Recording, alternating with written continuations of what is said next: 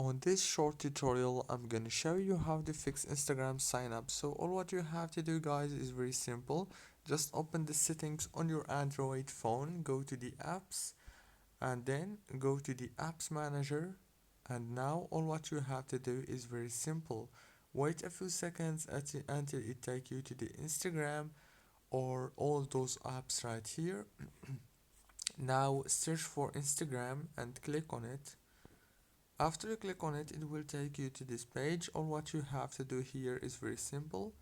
Click here on this option, it's called Force Stop, and then go down to the notifications management and disable it, then enable it again like this.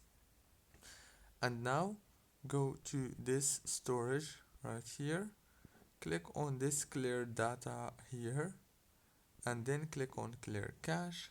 Now all what you have to do is very simple.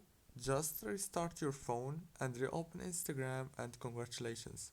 Don't forget to like, subscribe, and thank you so much for watching.